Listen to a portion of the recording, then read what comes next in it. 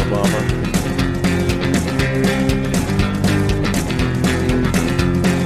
Bacon cream pies in your mom's eyes. Bacon cream pies all the time. Anybody see my shoe? I hate tomatoes, but I love ketchup. Can't find it. I looked That's just everywhere. a thing, and it's not even true. Please, I have to drive home. I think about you. I have to say, Have an it edible was earlier. hard to leave you I think I'm alone. gonna shit my pants. Please, God, help me leave you alone. Hey, welcome in with Timbo from Keno. How's it going? Hey, we're doing good. We're doing good. We've tried this twice, basically, before. We've had snafu after snafu. Thank the goodness of the earth. We are here today, and the goodness of the aliens that be. Oh yeah. We're here to talk about Hey, yo. about life, drums, and I don't know, old timey country music, I guess. Oh Hey, hell yeah, hey, dude! I hey. can do that. We're in the Midwest, man. So we're what are we, like 5 feet from where Toby Keith's from, and also Garth Brooks. Yeah, Garth Brooks. There you go. They're all from here, dude. It's crazy. Where are you guys about by? Oklahoma. Yeah, Oh, We're- really? Yeah, Yeah. we're in the city. Yeah, Oh, in OKC? yeah. yeah. Oh, all right. I used to work with a guy in Tulsa, a drum builder out in Tulsa, so. Oh yeah, yeah. I was trying to actually look for a bunch of people because I'm trying to get into it. He'd be a perfect guy to tell you, man. His name's Paul. He has a company called Honest Abe Instrument Company, and he's really, really a smart guy. Very, very smart builder. And he does everything in metal. I mean, he can do wood. He's done wood before, Mhm. but his metal drums are very, very nice. Wonderful drums. Very cool. Hell yeah. Straight out of Hey, Oklahoma. Did you see that video of cattle decapitation where he's on stage and the dude, like it's like the owner of the bar, he comes up and he's like whispers in his ear and he's just like, oh, it's like it turns out somebody had been stabbed in the neck and he's like, Jeez. everybody has to go. You're in an active crime scene. Whoa. I did not see that. I saw cattle decap with, it was Whitechapel, cattle decap, Job for a Cowboy after Whoa. Ruination came out, and then Gaza, if you've ever heard of them. Oh, It was a wild bill because, I mean, Job for a Cowboy was really, I think, in their prime after that album. They had John Rice on drums, who I forget, he's playing for another big death metal band now, but what he was doing back then was just mind blowing.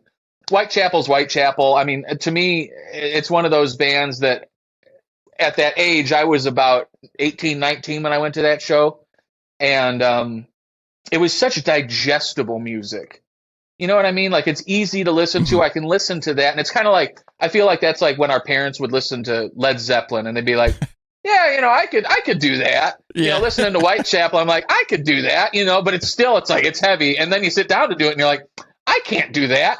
But Oh, at least when you listen to it, And then Gaza was so cool, Gaza. And they were like this sort of post-death metal, post-doom mashup with all these really, some of the heaviest riffs. It was amazing. And obviously Cattle Decap being Cattle Decap, I wanted to see them since I was probably in late middle school, early high school. It was one of the only death metal bands I'd been listening to at that point, just because the album art as a 12, 13, 14-year-old was so silly. Yeah. And some of the music even, I was listening to like them and like Cephalic Carnage. But yeah, that bill from that night, including this band, incredible. And these guys, they couldn't have been nicer. I was just a punk teenager coming up and just like, hey man, I really love your music, blah, blah, Yeah. blah. And they were just so kind. I got nothing bad to say about those guys. Good guys, good music. hell yeah, dude. I've gone to. I'm big into like sludge and post metal. So I've gone to a lot of like Crowbar, I Hate God type stuff. Yeah. And man, I'm not going to say that the people are rude, but they always seem like they want nothing to fucking do with you when they're done with the set. Those guys, the Crowbar guys in particular, remind me of, I've played, in death metal bands, and we've played shows at like biker bar clubs. And it reminds me of the guys who run those biker bar clubs who are just like, there's no humor so often with the older guys. And, I think it's just like they've lived so much life that they're just like, we're done living, just leave us alone, you know. Dude, we're gonna do yeah. our thing and then we're gonna go home. The fact that they didn't overdose, I mean, that's a fucking thing all on its own, you know. Look at how many of them they did. Yeah. No, I mean, listen, being in the position I've been in and the bands that I've been, I've had, I can count, I think about 4 or 5 guys that I've been in bands with, or in bands that at least we're close with, but at least I think 3 or 4 that I was in bands with who have OD'd and died at this point. Wow. So it's, I think it's just kind of, you know, I think, I don't know what it was like in Oklahoma, but now I'm 33 now, and in Wisconsin and even through Chicago, and then you go all around Iowa and east Indiana, when we were kids growing up, the only thing we had as an outlet was this music thing. Mm-hmm. And so, you know, maybe it was like this in the South too, but this would have been, you know, 2006, 7, 8, 9. You'd play these shows and you'd go to some bum city that you've never heard of in the middle of nowhere in northern Wisconsin, and you think you're going to be lucky to play for 10 people, and literally 400 plus kids would show up to these shows, and because that's all they had to do too. Mm-hmm. So that was our saving grace. And I think as venues shut down, as we got older and we had more responsibility, so often if you couldn't find hope in life, you know, a lot of guys, a lot of folks turned to drugs and heavy drinking, and you know, depression sets in, and there it goes. But I think that's why I don't play a lot of that music anymore. You know, it's difficult for me. It is such an emotional experience as a musician to just play those tunes. Like, I don't know. I mean, when my grandma died, that was one of the only times, my mom's mom, when she passed away, it was one of the only times I've ever written, you know, music, not just these drumless loops and stuff I make, but, you know, like real music. It came from the heart.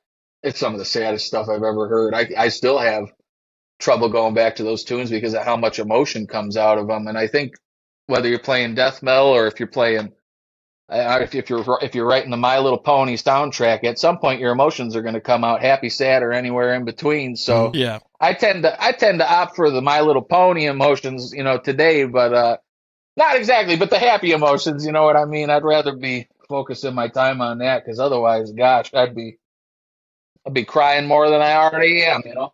right. So I actually wanted to ask you about your past band experience. What about? Well, like, how many bands have you been in, or like, you ever played for like a big crowd? You know? Yeah, I mean, you know, for me, it was always regional. So I started gigging out when I was 12, and I was playing bass at the time, and we played at this. It was like I was Lutheran growing up, but I was in a punk rock band, and we went to this conference in Chicago and we brought our instruments not knowing if we could use them or not, but we went thinking there's going to be a talent contest or something at this thing. So I think it was at the Rosemont in Chicago, and there had to be 250, 350 kids at this conference. And thank goodness the band was nice enough to let us use their gear.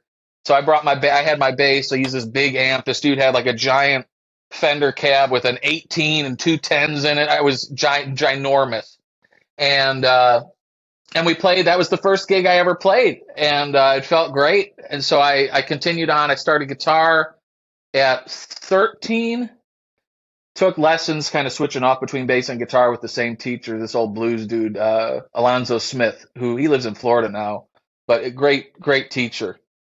And then at 15, I was trying to start another band with some guys, and they said, "Tim, we can't find a drummer. You can kind of play a beat. Why don't you play drums?" So that's how I got into drums. I went to homeroom the next day, and I asked this kid, Tony Ambrosini. I said, "Tony, these guys want me to play drums in the band. I ain't got no money. How am I going to get a drum set?" Tony said, "I'm going to sell you one for $10. And that's how I got my first drum set. Hell yeah. Yeah.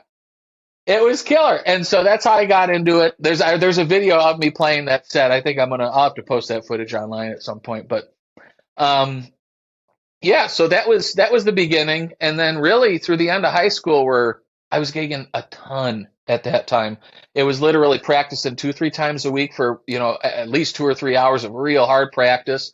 We'd be gigging 2 or 3 nights every weekend. I mean, it was quite the thing. And I scheduled my school accordingly. So I think by the end of senior year, I was only going to about 2 classes a day. I was out of there by noon or 12:30 and off to band practice and gigging even more. So that was the heyday of that gigging stuff. I was in a ton of different bands that went from, in the beginning, it was kind of punk, and that turned into hardcore, and then into metalcore, because that was real hot 2006-07.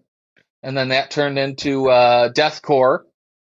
I was playing death metal, straight death metal by about 2010 at 20 years old. And then by 21, 22, I finished up my death metal career playing like tech death. And I only stopped that because I had so many problems with all my joints.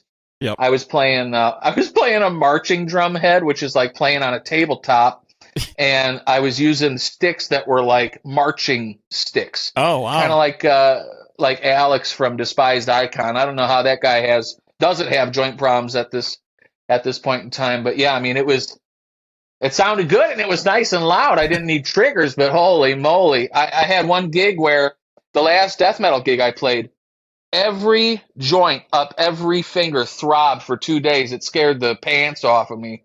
And so that's why I quit playing. And I took lessons from some jazz guys who are very well respected in Milwaukee to change the way that I hold the stick and throw the stick. And that was the end of that. Wicked, man. Have you ever listened to Car Bomb?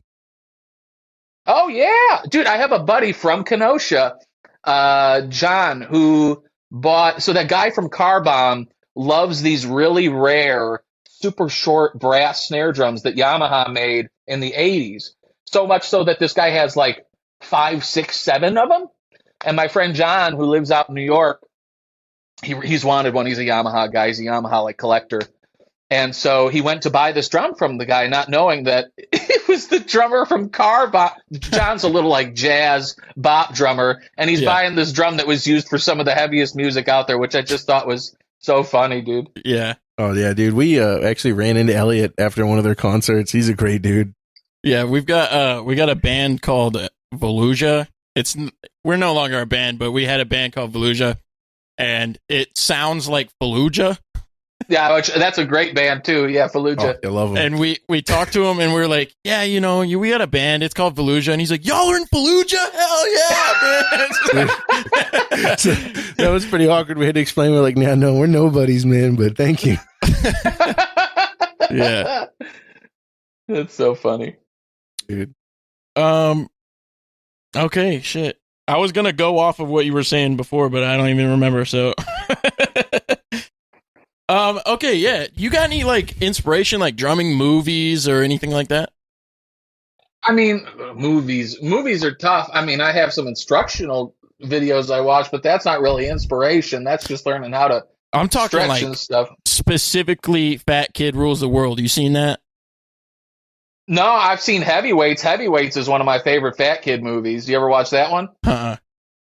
Oh, it's like the best Disney movie because it's not really Disney at all. Like Ben Stiller's in it, and Ben Stiller's dad's in it, and it's classic like 90s Stiller, and it's about these kids who go to fat camp. Ben Stiller's like the bad dude who takes over the camp, and it's about these kids taking the camp back over from this like fitness dude. It's worth a watch. It's hilarious. It's great to watch with the kids too, because like parents can enjoy some elements of it, and then the kids will love the whole thing. It's worth a watch. Oh, yeah. Dude, yeah, so... But what is this Fat Kid Rules the World? Yeah, so it's this, like, depressed kid. He, like, kind of wants to kill himself at the beginning. It's like, this homeless guy, he's a guitar player, and he, like, helps this homeless guy out somehow, right? And he gets this kid on the kit, and it just grows this personality, becomes a drummer. It's awesome. I gotta look that up. Yeah, it's great. That sounds way better than Whiplash. I'm going to tell you right now. Yeah. He actually gets really good at the end, and I'm like, holy crap! And then it's like just a super heartfelt story. Like the homeless guy is stealing pills from the hospital or something, and he gets in a lot of trouble, and then And then like they just play a show on top of like where the hospital is, and it's really cool. Yeah, it is cool. That sounds good. I got to find that now. Man, what do you think about all these aliens? Do you think skinwalkers are real? Skinwalkers? Are skinwalkers? I thought skinwalkers were like a cryptozoology thing. They're not like they're like from the earth. They're not like aliens, right? Well, I've seen them like as both. People say because it's linked to the lizard people living in the Grand Canyon. You know, they say that. I don't know that my grandma's a lizard person in the Grand Canyon. I don't know if you knew. Oh, yeah. Hell yeah! I would say, if you're asking me, I would say, yeah, most definitely, dude. There's like 90% of people are skinwalkers. Wild. Like NPCs, at least. You know what I'm talking about? I do. I'll say this is, they say those. You know what a water bear is? Yeah. The little things they found in space. Almost like an amoeba. Yeah. They think those are aliens because they do survive in the vacuum of space, and they could just travel, a million light years from some other galaxy. And yeah, but here's the real question: is that cool. a living organism or is it like a virus? No, dude, it's alive. It's a little I don't know. I think it's not single celled, so it is like several, a clump of cells. Yeah, they're called tardigrades. Tardigrades, yeah. They're cool as shit, man. They really are. They are cool. Yeah, that's weird. Oh, yeah. Hey, so you're a writer. What does that mean? Like you write books? No. So it's so funny. Like, okay, so when I tell people I'm a writer, that's what they think first, and then I say I'm a copywriter, and they're like, "Oh, like the copyright on like a brand?" And I'm like, "No, not that either." So a copywriter is like, okay, you go to a business, they have a graphic designer, right, that makes all the pretty designs. The copywriter is the one who writes all the pretty words for everything they need. Okay. Yeah. So that's a side gig for you? No, it's my full-time job. That's my 9 to 5. Wicked, man. So that's a little bit like graphic design kind of, right? Yeah, but just the words, so it's even easier. Hell yeah.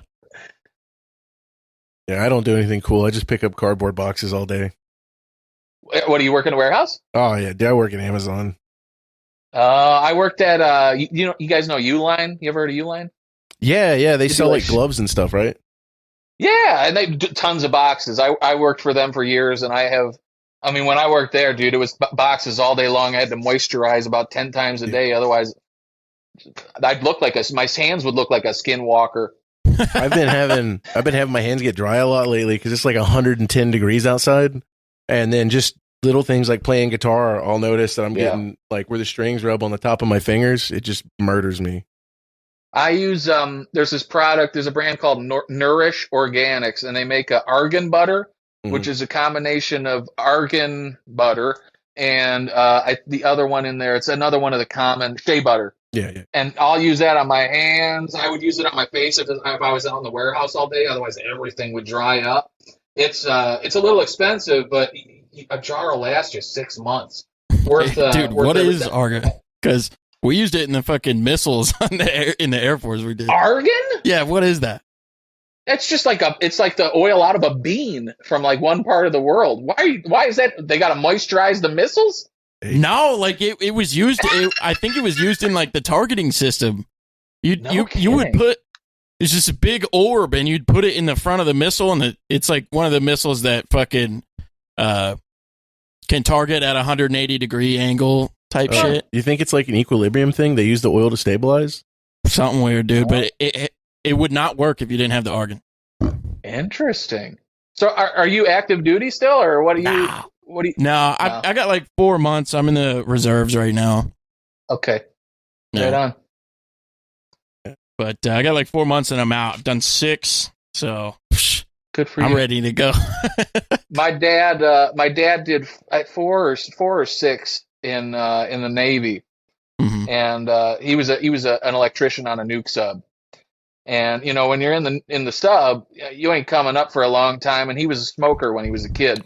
Oh yeah. And I was just recounting this story to his wife, now my stepmom, the other day, who had never heard it.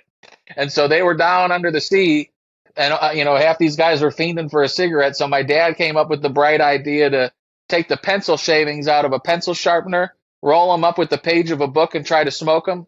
He said he's never coughed so hard in his whole life after trying to do that.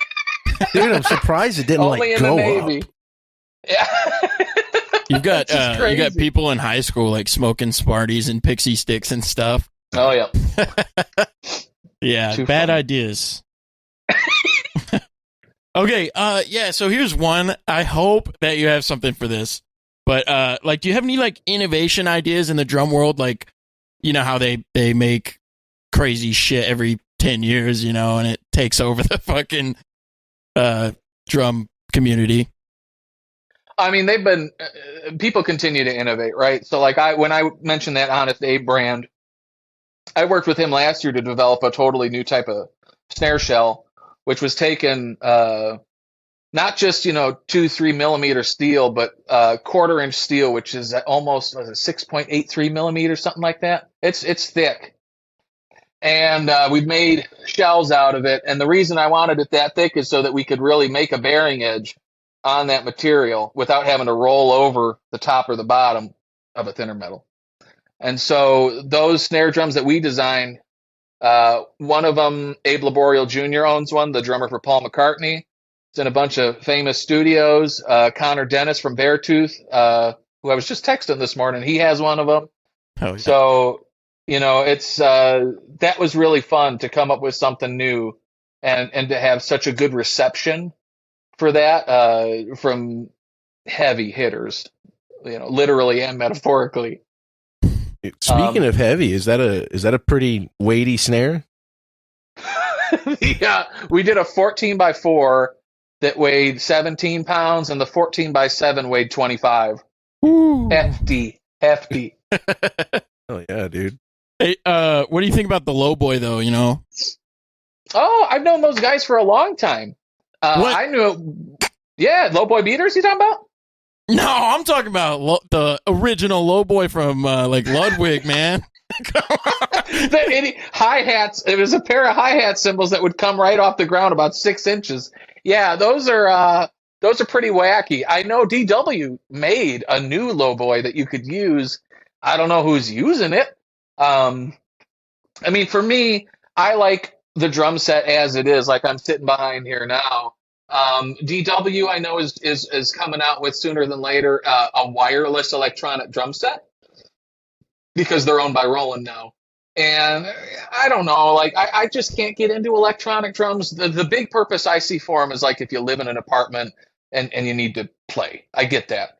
But like I want to beat the heck out of something and I want it to give me that volume right back. So I don't know. Yeah. Any innovation, go ahead. Sorry, yeah. Well, with the electric drums thing, you can always go with the silent heads. I'm a big fan of those. Because Evans came out with their really cool ones. Yeah, Evans has made. I'm actually a Diodario artist, so I'm an Evans, ProMark, and Pure Sound artist right now, and love the brand. I came on with them after having some issues with another brand's products, and I didn't realize it, but the product manager for Evans was following me, and he sent me a message like, "Hey, you want to talk?" And I was like, "Yeah, all right, man." And it's amazing. 15 years ago when I was playing drums, I bought Evans because they were affordable. And the quality was a little different than what you'd see from other brands. Now today, they're a totally different drum head. I mean, they sound amazing and the silent heads are great, but I don't know if you guys saw this. I don't know if it's a co-brand or a licensing agreement or what the business side of it is, but Evans released the Sunhouse percussion triggers and software through them. So basically, when you have a traditional drum trigger, you put this thing on a snare or kick or whatever, and you get one hit equals one sound. Yeah. This crazy sensor that comes with the Evans stuff, you can have like 8 or 10, 12 different sounds out of one drum from the one sensor that goes on there. So now instead of having 4 drums and 4 sounds, you can have, if you have 2 toms and a snare with those hooked up, you can have like 40 sounds between that and a kick. It's crazy. So that's one of my favorite pieces of new tech. You think you could put that on a tom to make it sound like a djembe? Oh, 100%. Yeah, they have sound packs built in, and then I think what you could do, I would assume, now I haven't, taken a deep dive into the software, but I think you could put whatever samples you want in there. You could put a dozen fart sounds in there and have a fart fiesta if you really wanted to. Hell yeah, dude. But here's the question about that, though, is like, when you hit the tom, you're going to get the regular sound, right? If you use regular heads, if you use silent stroke heads or whatever, or Evans mesh heads, in either case, then you wouldn't hear the drums. You just hear those sounds going through the PA or however you're going to monitor that. So you could do either way. The cool thing about using normal acoustic drum heads is then you can play along with the music that's coming out separately, which I think there's some real interesting possibilities there. Wild. Yeah. It's a totally different game than it was 15 years ago. It's just nuts. Dude, have you ever messed around with rototoms? There's a video of me working at the music shop back in like 2009, just going down. It was like 6, 8, 10, 12, 14, 16, 18, all the way down this huge set of rototoms. And it's got like tens of thousands of views and probably hundreds of comments that say, "This is the stupidest thing I've ever seen." Dude, that's the best kind of content. They're fun, though. Yeah, they're fun. I mean, I know they're really silly, but they're really fun to play. Oh, I love Dude, one of my favorite videos of yours is you're at like NAMM or something, I think, and there's this dude hitting a cymbal. He's like hammering it, and you're like, "Oh, that's my dad over there making a birdhouse."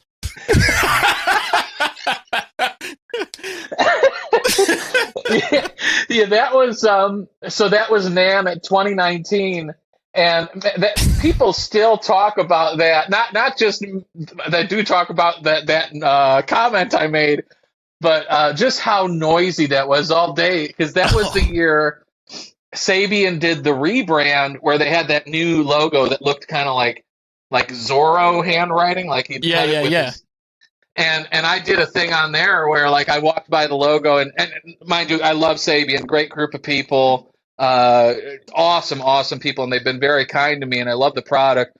But I'm glad that they have a sense of humor about this too, because that logo to me, I was like, and here we have Sabian, the new Lion King film. Like that's what the booth looked like. That was something else, man. That was pretty silly. Hell yeah. You want to try to get him on some nerd shit? Yeah, actually. So I wanted to, this is kind of nerd shit, but I know we tried to touch on this the last time. But I wanted to ask you what your favorite recorded drum kit sound is. Do you have like a specific song where it's your favorite? I don't. I love so many tones. One guy that I go to for tonal inspiration is this dude Jason Tate, who played with a band called the Weaker Thans up in Canada, and then he played live with Bahamas for a while. And now I think he's just playing out of his garage. I'm not sure who he's playing with. His wife's an accomplished musician too. She works for CBC. They have a couple kids, so he doesn't have to tour. He can stay home and live the dad life. But on the Weaker Thans albums, what I love about his approach is that, and this is kind of what I try to do too, is it's not just a drummer playing drums. He's taken like a producer's mindset to it. So like, what drum tones do I choose to like help up the song create the mood that it's trying to create? And then how do I mic it? It's like, how do I get the mics to give me that sound in my head? Like there's so much more thought behind it than just here's the drum part, which I think is really, really cool. Yeah. I do a little bit of, home recording for myself and him. We have a couple of projects, but recording live drums is something that is very daunting to me. Like guitars, it's pretty easy. You throw one or two mics in front of it, you move it around, you figure out where you want it, related to the noise cone. And vocals too. I mean, you just set up a good mic with a pop filter in a good room and there you go. But drums, man, you got to start worrying about things like phase with the distance of your mics. And, trying to capture the sound of your room and the kit without getting a whole lot of the mud. Yep. It's so, I think the hardest part, in my opinion, of doing like home production is the drums. It's impossible. Well, and that's what I love so much about it's as infuriating as it is inspiring. Like to go through all of that frustration and figuring out how to get your drums to sound good in a room under those microphones, where to put the microphones, how to process the microphones. It's a lot of work, but getting to that final product, like the sound that I'm getting now out of my drums after having done this for so long is just like, it pumps me up every time I go back to like listen to whatever I played. But there's also then like, for someone like you where it's like, this is a nightmare.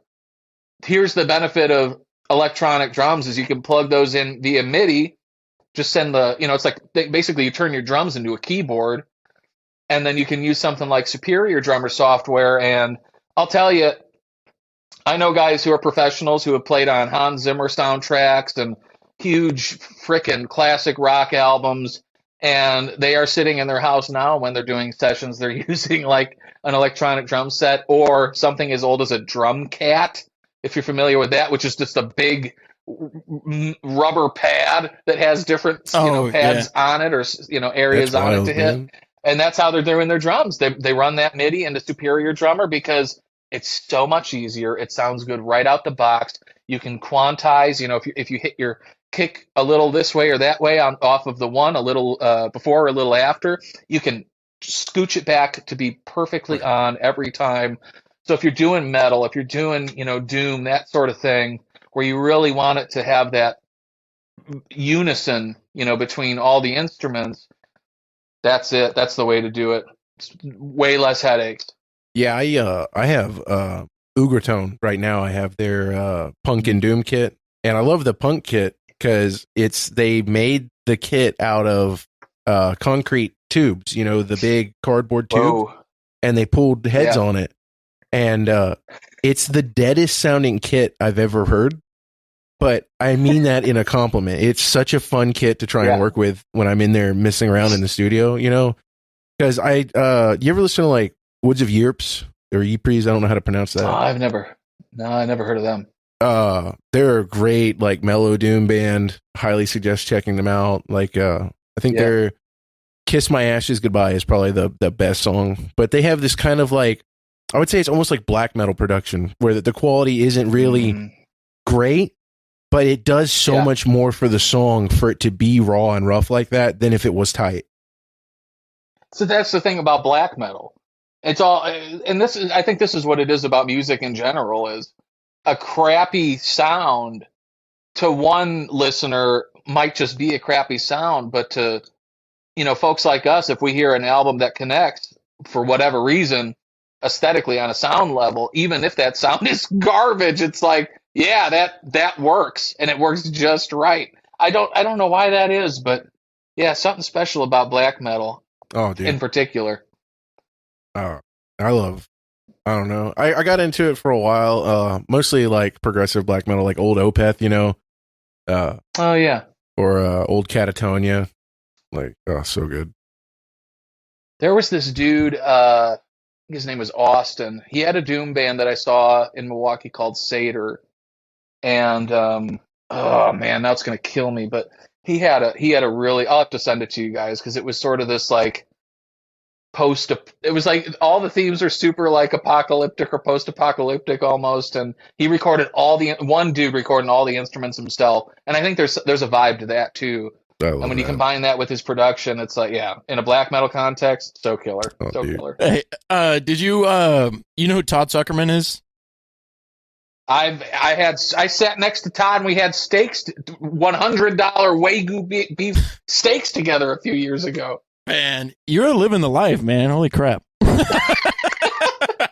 But anyway, have you heard his album that he did solo? I'm sure at one point, but I couldn't tell you what it sounds like right now. So I think he just came out with it like, it was 2018 when he dropped it. So, and I was like one of the first 100 people to get it on vinyl, right? Wow. Because I love Todd Zuckerman. I love his sound. He's just phenomenal, right? And dude, it flopped, man. Huge flop. Like really? It's however many years pass now, and he's got 6,000 plays on his top song. Really? We beat that. Yeah, it's we were really giving him a lot of shit on one of the pods, for it, but I love him. I think he's a great fucking drummer, but yeah, that sucks, man. That's the thing about solo material, I think, and I want to do music under my own name, which I've never done as far as like real, releases. And I think in that context, like, dude, he's been the drummer for Styx since I think 96. Almost, what is that? Almost freaking 30 years now, which is crazy. So, how do you're never going to top that. Right. So I think for him, I would assume the experience of making a solo album is literally just for him. And I think that's the way that music should be. Who cares if it gets 6,000 listens? It's the one time he listens to it and enjoys it that makes it all worth it in the end for him. Yeah. Dude, he seems like kind of a goof too. They've been posting a lot of videos of him goofing around. Oh, dude, that like him and was it the singer from Styx that were doing that interview and then he tackles him in the end? Did you see that video? No. It's literally like an Eric Andre show. It is so funny. And Todd really is that way in real life too. He's just super lighthearted. But like you can tell he's just like, I have a really hard time separating like the art from the artist. So when I find out like an artist is like a terrible person, I have a really hard time listening to the music after that. Yeah. And Todd is one of those dudes who you meet him and spend a little time with him, and it's very apparent very quickly that this is just a really good person, and that just makes me want to ride for him even harder because he's just phenomenal player, incredible educator, and just an all-around good dude. You can't beat that. Yeah. Oh yeah. I just even if your solo album flops. Yeah. Man, I just went through some of that heartbreak. Neurosis was like my favorite band forever. And God, dude, I don't even know. I was so heartbroken when all that stuff about Scott Kelly came out because I mean that means no more features with Mastodon, which is really heartbreaking. Yeah.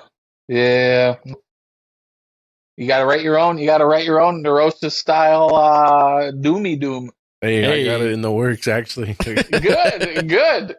Hey, so we do like a song of the week over here on every single what pod. do you got? So we're all three gonna have to do one. So you're just gonna have to think up in your brain. You got any stipulations, Christian? Or you just want to do a song? I wanted to pick a song with a great snare tone. That was what I was wanting to focus on with the song. Okay.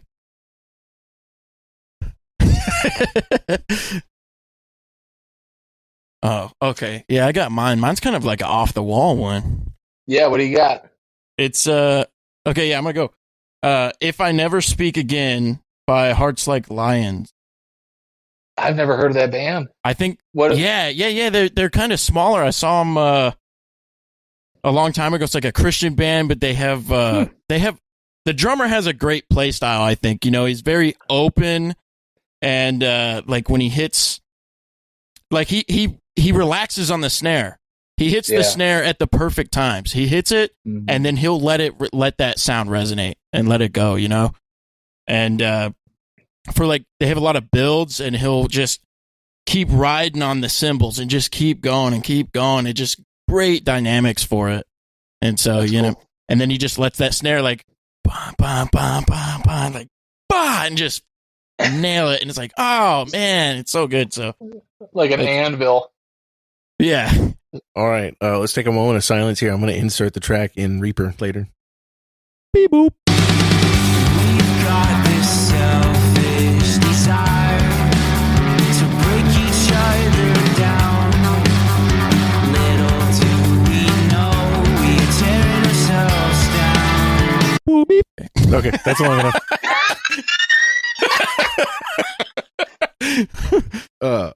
I got one. You ever listen to ISIS? Oh yeah. Oh, dude, Pliable Foe. It's a B-side off of I think it's Threshold, but Oh man, it's phenomenal. It's one of the poppiest sounding snares I've ever heard. It's really bouncy. That band always has killer drum tones on all their records. It's just insane. They're just an amazing band. You know? Yeah. With an unfortunate name. Dude. Oh my God. I was following them on Facebook when they had to change their name to ISIS the Band because they were just getting attacked. Yeah. And it was hard because like I used to have one of their shirts. Why are you doing that? And dude, yeah, I couldn't wear the shirt anymore. It was like, you know, I was in the Southeast and I had some I Hate God shirts. I couldn't walk outside in those, man, without people coming at me.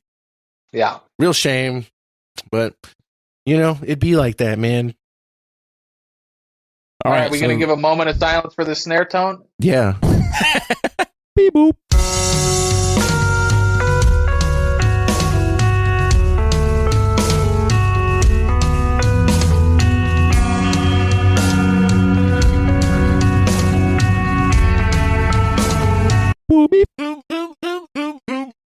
Is that what we do? I mean, you're gonna cut my voice out, right? So it's not. Yeah, I'm gonna cut it all. Okay. Yeah. And good. All right. What do you got? All right, I got now this is a band most people know and love, but this is a song I think in an album that people don't necessarily listen to as much. Future Breed Machine by Meshuggah. Oh, dude, that is my Destroy, favorite. Erase, Improve. Who's it by? Like Meshuggah? Oh, okay. It's that's the song that's got the train horn sounding guitar effect with that. It's disgusting. That's weird because I've listened to like 3 of their albums and I can't remember that. Dude, it's really Well, early that's an old Meshuggah. one. It's that album's almost 30 years old. It came out in 95. So I have to imagine that the album is to tape. Like I don't think that they would have been recording digitally at that time. You know, I'm going And to say something that's kind of wild here. I think that was actually one of the first digital albums because I think that's the album where they used the pod, is it? the Line 6 pod for all of the guitar tones. Yeah, but did they use like an interface and a compute like a Mac with whatever recording software? Do you know? That's what I'm saying. Yeah, I'm pretty sure they did. They would have had to because it was DI to the pod. Okay. Oh, so it was in a DAW. I'm gonna have to do some. I'm pretty sure. Yeah, I'll have to Google that. I know they were like, dude, those guys were OG Line 6 pod guys, like the red 2-space rack mount, goofy looking thing. They were into it. I mean, dude, they were one of the first real big metal bands to push the solid state thing too. Even prior to that, I mean, they're just God, they're amazing. Yeah, and the tones that Thomas Hawk as always gets on the records are, whether it's in 1995 or the most recent records, it's just so stupid how good his tones are. I love it. Back then in the 90s, it's very dry, where it almost does sound like it's like electronic, like triggered sound, like sound replacement. It sounds like sound replacement in 1995 to me. And it's worth a listen because that snare tone is just stupid. It's really, really cool. Beep boop.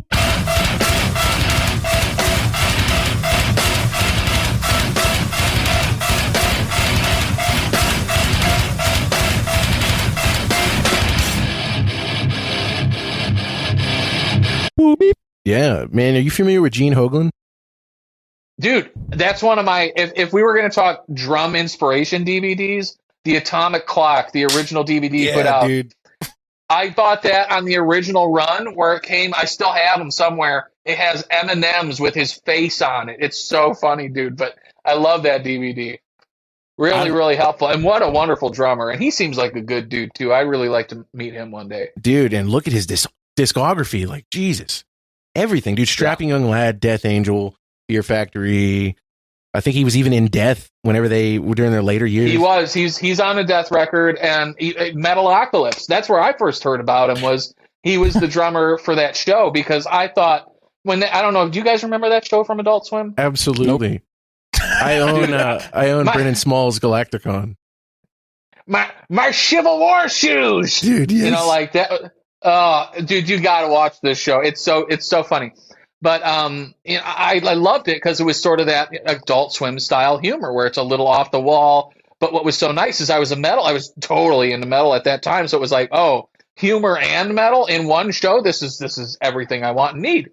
but then learning more about, the band behind it and knowing that Gene Hoglan was the drummer was just like, oh, and what he had done. Because then shortly after that, I got into Death. And so it was learning about all those drummers and what they did. It's crazy. Dude, I started my music evolution kind of, I think, like very basic metal. I started out listening to Metallica with my dad, and then, he listened to like Slayer and Anthrax, and then I started listening to Pantera, and then I got really into nu metal for a while. You're from Wisconsin. You ever run into Static X any out there? No, I was nu metal. I avoided like the plague for whatever reason, because I was into punk and hardcore. So it was like, the nu metal kids had like trip pants and like, makeup, and it was almost like pre-scene visual. Gene codes. So it's like, I didn't want any part of that. I just wanted my tight jeans and my black t-shirts and my fast drums. That's all I wanted. Hell yeah. Oh, dude, you know what I just discovered recently on the note of fast drums is like the 90s records from the Ramones. Have you listened to those? Like Adios Amigos. I don't know. Who's playing drums on it? Is that CJ probably, right? I don't know who's on it, actually. Is Marky? No, CJ was bass, wasn't he? So it's got to probably be Marky still. If you go back to the videos of Marky playing, Marky has done tours with like everyone, including the frickin' Misfits on drums. And if you watch him play drums, Marky Ramone's a very interesting dude, like on a human level, but as a drummer, he's incredible. It's just like his right hand is just, instead of doing like 30 seconds, or whatever, 16s, 30 seconds, really, really fast on the hi-hat, he does this like, now as he gets older, he does this sort of triplet thing. So it's like do that, but it's just for the same songs, similar songs. Yeah, but is it a triplet feel, or is it like it's straight? Yeah, I mean, it's not supposed to. The kick and snare are still playing straight, and then this thing's just doing this triplet thing over here. It's really bizarre, but yeah, I don't know, man. He makes it work. It's Marky Ramone. What a dude. Yeah, you should check those albums out. They got like 2 albums with wacky, like this wacky cover art and everything, and it's just badass music, dude. They have some interesting music, period. I mean, the punk stuff obviously that's what I got into when I was 10, 11, Blitzkrieg Bop and all that, because in the same way that 10 years later, Whitechapel was accessible, as a 10 or 11-year-old, when you hear the Ramones or Minor Threat, it's like that music is so accessible. You got like 3 freaking chords where all you have to do is use 2 fingers to play the chords on your guitar, or 1 finger to play the whole song on a bass. Count me in. But, it went beyond the 3-chord thing. One of my favorite Ramones song is this sort of epic, like, rock. It almost feels like if the Ramones doing a Bruce Springsteen song. It's called Bonzo Goes there to it is. Bitburg. There it is. I love that. It's the best song, dude. It's the best song, dude. It's the best. We did like a whole half of one of our pods on that song. It's so funny, dude. It's so cool too, because it's a punk band that's using sampling, and you can hear some synth in it. I mean, they got so creative and out of the mold of what punk music was at the time, and I thought that was so fucking cool. Dude, yes, but, such a masterpiece.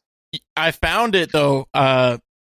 The way that I found it was because it's in School of Rock with Jack Black. Oh yeah, I forgot about that. I'm listening to this song, I'm like, this is a fucking banger. And I watched the fucking movie again. I'm like, where the fuck is? So I'm just searching for this thing, and finally got it. So good. All right. Do you want to like hit him with like actual nerd shit though? Like, what is he nerding? I don't know. Yeah. So I know we got you into it again the last time, sadly, but I would like to revisit it. You were talking about the advantage of a rolled snare, I believe, is what you said. What the fuck? Of the spun. The spun. There's so many types. Sorry. So no, I'm talking basically. Oh, what do we got? Goons and goblins, pal. But yeah, hit us with the spun. I love that. Yeah, I mean, basically, it's to say that. So there's 2 different types of rolled metal snares for the most part. There's some are cast, which is a totally different monster, but the majority of these snares are rolled or cast, or rolled or spun. Rolled snares, you take a piece of metal and you roll it into a circle, and then you weld it at the edge. If you have a spun drum, I don't know exactly how it works, but basically you have a piece of metal that winds up on this thing that almost looks like a lathe, and it's spinning and pulling this piece of metal into shape. So there's no seam. It's pulling the whole shell at the same time. And the benefit of that is by not having a seam, there's something special about the way that Ludwig particularly does theirs. You can get spun shells that are made in China. There's a manufacturer that actually does really good shells. I think they're in Serbia. They're called Oriolo. Interesting manufacturer. And then Ludwig obviously has always done their spun Black Beauty shells, superphonic shells, copperphonic, any of those metals were done in the U.S. in the same factory for the most part. So the Ludwig ones, I don't know what they do. I don't know what the secret sauce is, but there's a reason why so many people who play other brands play Ludwig snares, even though they're playing Gretsch DW or something else. Spun snares resonate in such a way that is just so much more pleasant. I think it's that rolled snares, because it's not one piece of metal. I'm not a scientist. I play frickin' drums and eat potato chips, but I think the rolled snare shell might have some funky overtones because it is welded together, because there's no continuity between that metal. And maybe that's the secret sauce, is because there's no seam, because this is one drawn out piece of metal, that whatever overtones, meaning the sounds, the notes that you hear outside of the normal transient, that first note that you hear when you hit the drum, all these other notes that are kind of floating around in the air, I think are more pretty because it's one piece of metal versus something that's welded and a little funky, a little different, cheaper. Hell yeah. Have you ever listened to Drum with Mike and Eddie, or like Mike Johnston and Eddie Thrower? Oh yeah. Yeah, so they were playing all these songs about they were just playing all these songs like, hey, what is this snare? And they would have the other one that would have to guess what snare it is. And crazy, right? But they were talking hella good things about the Acrolite. And I was like, okay, and they were like, you can get one for like $200. So I went out. You used to be able to get them for $50. That's crazy. For a long time, yeah. But I went out and I searched for one, and I found one manufactured in 1970, and nice. It's got like a stamp, and I just grabbed it. It was $200. I think I got it for $180 actually. Great. And it sounds great, man. I love those drums, and the only reason I don't keep one at the house is because I have the 6.5 Superphonic, which is kind of the larger 10-lug version. I have the 5-inch aluminum Super here, which is the same thing as the Acrolite, but 10 lugs instead of 8. I got the 6.5 Black Beauty right here, and my keyboard is sitting on the 5-inch brass pre-Superphonic. It's called a Super 400. I love these Ludwig snares, dude. They are incredible. And the Acrolite, whatever you pay, you can do anything with that. You can play death metal with that freaking snare if you want to, with the right heads and wires. Yeah, it sounds awesome. What I really like about drums like that too is like they got this that dampening on the inside of the drum. I fucking love that. It's such a nice tool. You don't have to worry about a moon gel going anywhere. You don't have to worry about your snare weight or whatever else you got pulling off a drum, and then you lose a frickin' $30-$40 part. It's always there. I love that, dude. Killer. Also, I don't know if you've done this yet, but I watched some of your YouTubes. But have you done wood snares? Like, what are your favorite wood snares? Yeah, I actually did one on my favorite type of wood snares, which is steam bent. So it's kind of like, this is kind of like rolled versus spun metal shells, is steam bent versus plied wood shells. So normally when you build a drum shell, it's plied. So you have really, really thin pieces of veneer.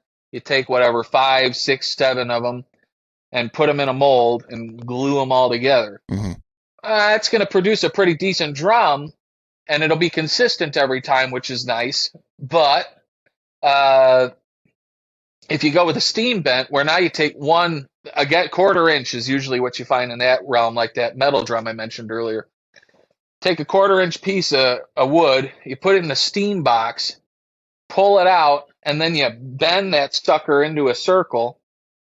Now you're going to have a drum. You add reinforcement rings so that that thing doesn't pop open over time or whatever. But the benefit here of that over applied one is because it's one thick piece of wood, every single one is going to sound different because you have different trees, different forests, different species, could have been harvested at a different time of the year.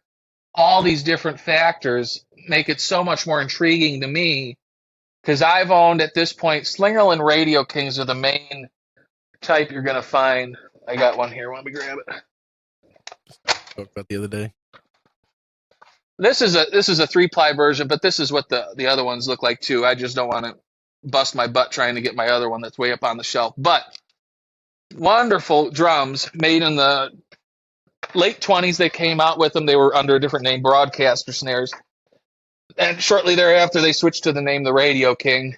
And later into I think they put them out under the Studio King name, or they had a different name, Artist. They called it the Artist snare drum, all Slingerland. Those snares are so wonderful because that was the professional model, like Gene Krupa, Buddy Rich, all these guys had this type of snare drum.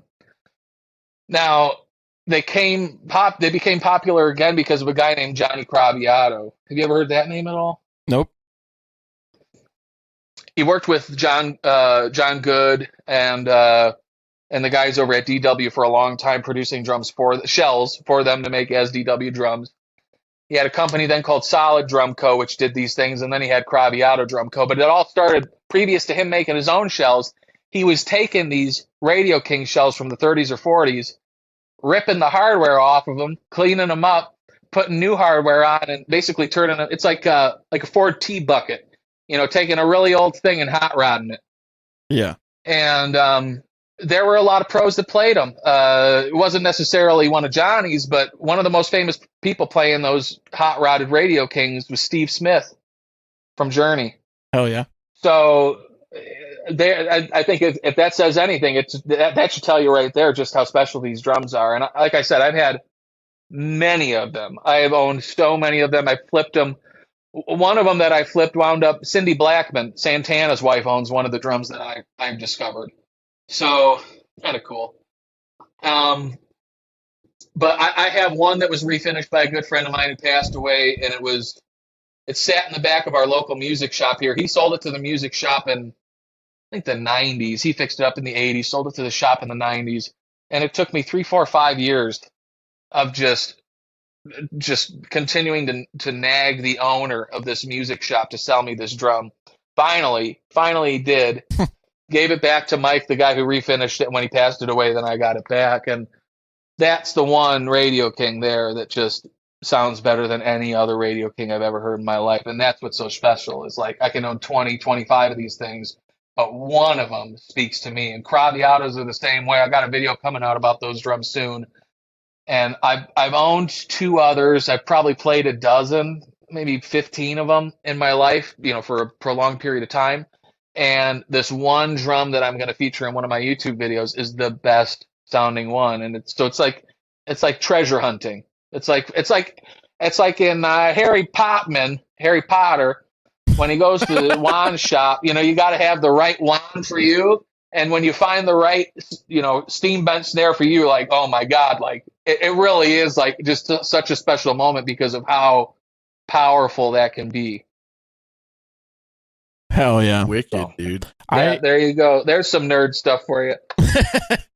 I don't really have a whole lot of good shit. I guess I've got like my first kit that I purchased like with my own money was PDP LX series. Those are great. Yeah, it was awesome. And then the first snare that I got that I thought was breaking the beginner period, was like it's a Tama, I think it's like a SPL or it says something like that.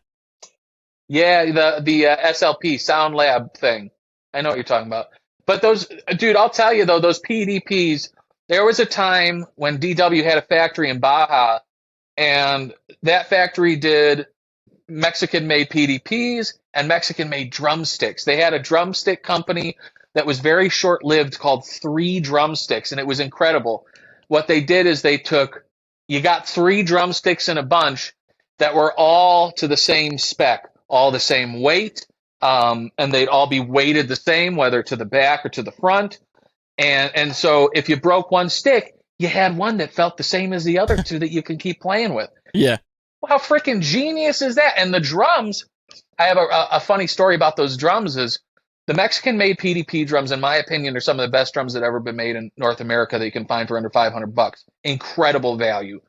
And Kurt Biscara, who's a friend of mine, he's played drums for everybody from freaking Tom Petty to Mick Jagger and Johnny Cash. And he was doing a session where it was multiple drummers. It was him, I think John Robinson, the dude who played on all the J.R. Robinson, played on a bunch of Michael Jackson tracks, and then Vinny Colaiuta, who is a god among men as far as technical drumming is concerned. Sting, everybody. And so, they all have their kits. Kurt pulls up with this PDP kit. Everybody else has these really expensive Gretsch or whatever and everything. Yeah. And so Vinny sat down at the PDP kit like, what is this? Sits down, starts ripping on it, and just looks at Kurt and is like, oh, man, these really are good drums. So, if for someone like that to say that about what's supposed to be a budget kit tells you everything you need to know about that is like, man, if you can find a set of LX, great. It seems almost every time I sit on another kit, it's like, wow, this is the best kit ever made. It's like I was taking lessons one time at the local guitar center, and this one guy, and they used to have really great guys over there, but this one guy, he sat me down and he was like, let's see what you got, just start playing something, and I start playing this, and it's a Mapex kit, and it's, I don't know. I don't think it was as good as my own kit, but I started playing it. I was like, this feels great, So it's just, I don't know, just whatever inspires you, Yeah, and a little bit of it's gas too, right? Gear acquisition syndrome. There are so many times where, I've gone through so many drum sets, and now I'm to the point in my life where I have that little green kit, which is what I'm sitting behind right now, that I've used since 2018 is when I bought the original kick and 2 toms. I love that thing. It sounds so good, and I'm taking that kit to the grave with me. Mm-hmm. And if I never had another drum set in my life, and I just had this one, I'd be happy. But it takes a long time, I think, to get to a place where 99% of the time you can say a drum is a drum. Period. Whether it's super expensive, made in America, made in China, birch, maple, steam bent, plied, whatever. A drum is a drum. Dude, there was one time there was a Craviotto kit for sale at Chicago Drum Exchange. Matt Chamberlain had just used it for a Soundgarden gig. This was 2014, 2015, something like that. And so I called him and I said, how much for the kit? And they said, if you can come down right now, like $4,500 cash, get it out of here. And that I'll tell you how much that'd probably be worth now later. But so what I did is I packed up. I had a CNC Gladstone shell tom, which was like all maple. I had a Ludwig 3-ply tom from the 60s. I had a Slingerland 3-ply tom. Brought all the 13x9, except for the CNC was a 13x8. Brought them all down to the shop. I get this Craviotto kit set up and tuned up. Hit the toms. I'm like, all right. Now, Chicago Drum Exchange has a really wonderful sounding room, so I wanted to hear what does my 13-inch tom sound like compared to the Craviottos. Oh, yeah. So I pull out this 13-inch Slingerland, hit it right next to the Craviottos. I paid $400 for that whole Slingerland set, and that sounded better to me. That $400 kit sounded better than the $4,500 kit. Yeah. Now, I still wish I would have bought those drums because they'd probably be worth about $10,000 or $12,000 at least today. Right. So that would have been a good investment, but yeah, what are you going to do? So it's just to say that, money, it can buy a collectible. but like it's up to you as a drummer to learn how to hit in such a way that produces a good tone. It's up to us as drummers to learn how to learn patterns and economize our motion in such a way that we sound like Vinnie Colaiuta or like Todd Zuckerman. And it's not necessarily so much up to the drums. Now, I'm not saying you can buy a Balsa CB drum set and it's going to sound killer with stock heads on it. That's not what I'm saying. But, as long as you have decent stuff, that's going to take you 90% of the way. A $400 drum shell pack can get you about 90% of the way there, I think. Yeah, I'm a real big proponent of cheap gear, specifically like with guitars. Oh, yeah, baby. I have pretty much every configuration of guitar I can think of except for, mini humbuckers. Like I got Tele single coil, Strat style single coil. I got a Les Paul style humbucker guitar. I got twin P90s. I got a couple of hollow bodies. I got an active pickup. And I think the most expensive one of them cost me like $320, and it was a Squier Starcaster that I got off of Amazon that was very highly damaged. And it is... Think about... Dude, Spectre Media Group. You guys are metalheads. You guys know that guy, right? Glenn, I think his name is. I'm familiar, in Canada. Yeah. That dude has been pushing Harley Benton guitars that are like literally a couple $100. Dude. And they sound killer. They sound so good. One of the building companies that builds Harley Benton guitars is called ingenuity, and they're located in Ho Chi Minh City in Vietnam. Yeah. And I directly reached out to them because I wanted a guitar that, to my knowledge, has never existed. I wanted a bolt-on neck, Dean Cadillac style guitar, but I wanted it styled specifically after the late 90s Korean-made ones. But I hate the stupid headstock they have, that giant V. It's heavy. It makes it neck dive. It's terrible. It really is. It's horrible to play. So I had them do reverse Jackson style headstock, solid maple neck, and the whole thing only cost me like $200 shipped to my house. They did that for you? Just custom like that? Completely custom. And it's crazy because like you could go hit them up right now and whatever guitar you want, like they built so like the Jimmy Page, the double neck white SG. Oh yeah. They're like $5,000 if you can find one. They will build you one for like $400 and send it to you. It's crazy, dude. And it's all CNC done. So you miss out on a little bit of the soul and character of it, but it's a consistent product. It's always gonna. Yeah. And I've had mine for coming up on almost a year now. No issues. It's phenomenal. Who would think? That is just crazy. Yeah, it's great. I got to find someone who can do drums like that for me now. And that's the thing that I think it sucks with drums is because they're so...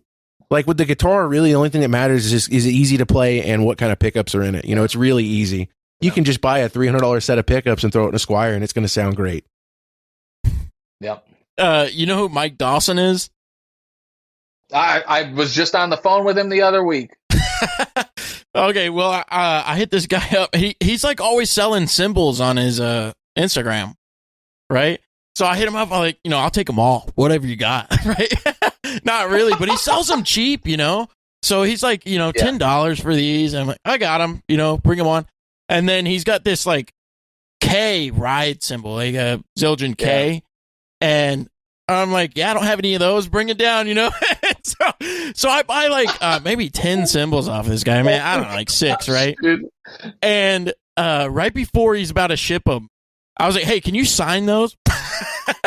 Like, just go ahead and sign those real quick. Because, I'm just a big fan. I've been listening to like the Modern Drummer podcast for ever since it came out. And just so stuff like that, I'm kind of a nerd for stuff like that. But yeah, so I've got like 10 cymbals of him with his signature on it. I love Mike. Dude, that guy has been so kind to me, like since I've met him. He's another guy who's just like one of the best ones in the drum industry. And like what a wealth of knowledge. Like, yeah, I mean, from his time, I didn't realize when I was on the phone with him last, we were talking like history a little bit, and obviously, I knew he was editor in chief at Modern Drummer, but I didn't realize that before that, at one point, he was writing for this magazine in the early to mid 2000s called Drum Business. Have you guys ever heard of this magazine? Mm-mm. No one has. And it was huge. It was like an 11 by 17 freaking magazine, and it was just all about the business of buying and selling new drums. What was hot, what was new, who was doing what, who the movers and shakers were in the industry. It was just the most interesting magazine. I have one copy of one issue still in my possession. That was like such a cool thing, and Mike was a part of it, of course, because I mean, again, just the knowledge that guy has of everything and anything drums is like, mind blowing. Yeah, I was telling Christian maybe a week before you said that you would come on. I was like, I just asked Tim Baltes if he would come on, and he was just like, whatever. And I was like, yeah, this guy is huge though. He's gonna be front page of Modern Drummer in 10 years. I'm calling it now, dude. That's too kind, man. I appreciate that. If I ever get anything in Modern Drummer, I am framing it, because that would be quite a day. Quite a day. Yeah, I do want to let you know something also. My 3-year-old is obsessed with that video of you doing the sucking on a chili dog. He thinks it's the funniest thing he's ever seen.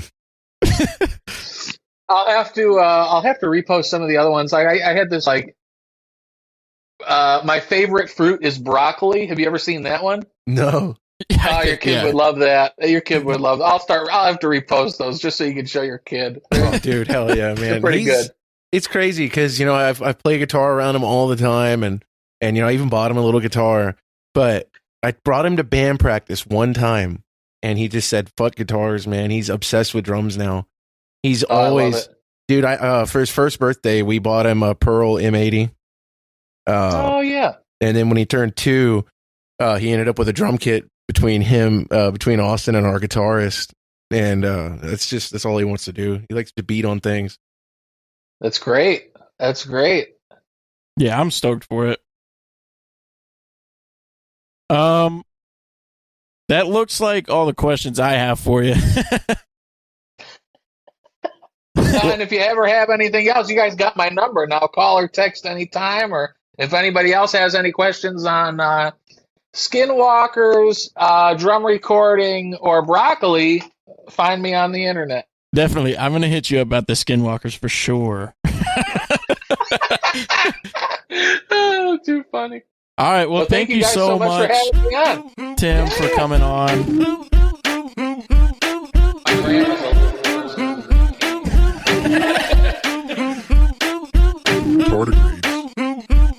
Skinwalkers, my dad. I think you were just talking to Canadians. You want a soda?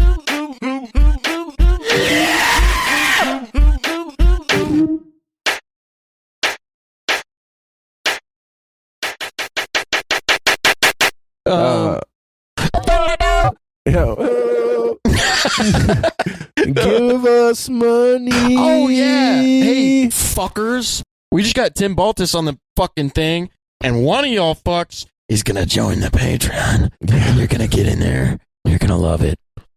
You can't see it, but I'm extending my forehead right now. My brain power is growing.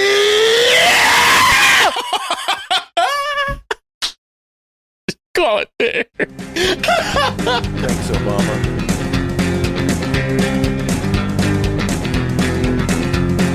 Bacon cream pies in your mom's eyes. Bacon cream pies all the time. Everybody see my shoe? I hate tomatoes, but I love ketchup. Can't find it. I'm That's looking just everywhere. a thing, and it's not even true. Please, I have to drive home. I think about you. I have to say, Have an edible it was earlier. hard to leave you I think I'm alone. gonna shit my pants. Please, God, help me.